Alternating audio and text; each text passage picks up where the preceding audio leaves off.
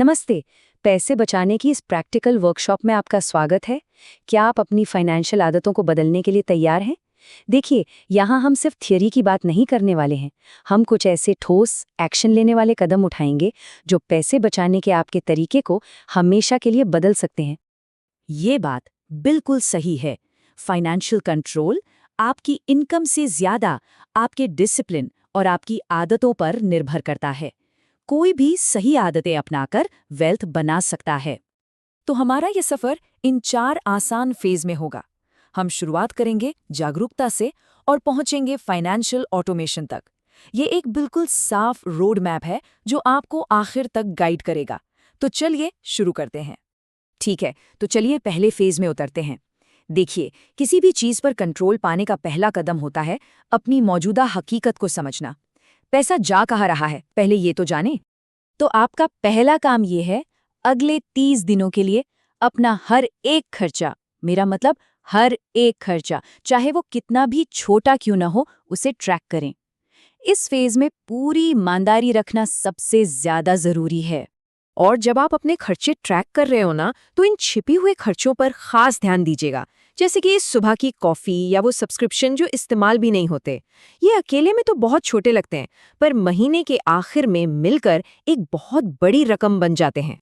और ये जानकर आपको शायद हैरानी होगी कि लोग औसतन सिर्फ फूड डिलीवरी पर ही महीने में 3,000 रुपए तक खर्च कर देते हैं। सोचिए जरा, सिर्फ इस एक आदत को बदलने से बचत की कितनी बड़ी संभावना खुल जाती है। तो अब जब हम जान गए हैं कि पैसा कहाँ जा रहा है, तो चलिए दूसरे फेज पर चलते हैं। अब हम सिर्फ हिसाब नहीं रखेंगे, बल्कि एक बजट के साथ सोच समझकर प्लानिंग करेंगे। इसके लिए ना 50-30-20 का नियम एक बहुत ही आसान और असरदार फ्रेमवर्क है। अपनी इनकम का 50% ज़रूरतों पर, 30% अपनी चाहतों पर और सबसे ज़रूरी 20% अपनी बचत पर। और यहीं पर एक बहुत ज़रूरी सोच में बदलाव की बात आती है। ज़्यादातर लोग कमाते हैं, खर्च करते हैं और फिर जो कुछ बच जाता है उसे बचाते हैं। लेकिन दौलत बनाने का तरीका ठीक इसका उल्टा है। कमाएं, सबसे पहले बचत करें और फिर जो बचे उसे खर्च करें। इसे कहते हैं पे योरसेल्फ फर्स्ट। और बचत का सबसे पहला और सबसे ज़रूरी हिस्सा है इमरजेंसी फंड। यह आपकी फाइनेंशियल सिक्योरिटी की नींव है, जिसके साथ कोई समझौता नहीं हो सकता। यह आपको मुश्किल समय में कर्ज लेने से बचाता है। चलिए अब तीसरे फेज पर चलते हैं। ये उन रोजमर्रा के कामों और फैसलों के बारे में है जो किसी भी फाइनेंशियल प्लान को या तो बना देते हैं या बिगाड़ देते हैं। ये कहावत हमारी फाइनेंशियल लाइफ पर बिल्कुल सटीक बैठती है। वो खर्चे जो दिन में मामूली लगते हैं, वही लंबे समय में हमारे बड़े फाइनेंशियल गोल्स को डुबो सकते हैं। एक उदाहरण देखते हैं। बाहर खाने और घर का बना खाना खाने के खर्च में जमीन आसमान का फर्क होता है। जैसा कि आप देख सकते हैं, सिर्फ इस एक आदत को बदलकर साल में लगभग 42,000 रुपए तक बचाए जा सकते हैं। अचानक होने वाली खरीदारी से बचने के लिए 24 घंटे का नियम अपनाइए। जब भी कुछ गैर जरूरी खरीदने का मन हो, तो बस 24 घंटे रुक जाइए।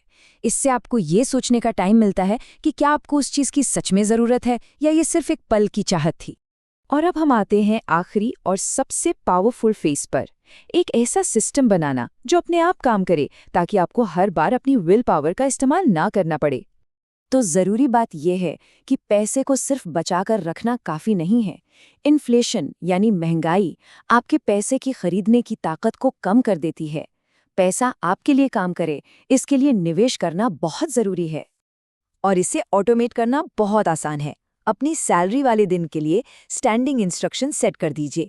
ये पक्का करता है कि आपके बचत और निवेश के लक्ष्य हमेशा पूरे हों, इससे पहले कि आप उस पैसे को खर्च करने के बारे में सोचें भी। और इस टेबल में आप देख सकते हैं कि ऑटोमेशन कितना पावरफुल है। लगातार किए गए छोटे निवेश समय के साथ कंपाउंडिंग की वजह से एक बहुत बड़ी रकम बन सकते हैं। हर महीने सिर्फ 5,000 रुपए का निवेश 20 सालों में लगभग 50 लाख रुपए तक पहुंच सकता है। एक आम जाल है जिससे बचना बहुत जरूरी है, वो है लाइफस्टाइल इन्फ्लेशन। होता यह है कि जैसे ही आमदनी बढ़ती है, लोग अपने खर्चे भी बढ़ा देते हैं। दौलत बनाने का राज ये है कि जब आमदनी बढ़े तो खर्च नहीं, बल्कि अपनी बचत और निवेश की दर बढ़ानी चाहिए। तो आखिर में ये सवाल खुद से पूछने लायक है, आज की एक छोटी सी इच्छा या भविष्य की फाइनेंशियल फ्रीडम?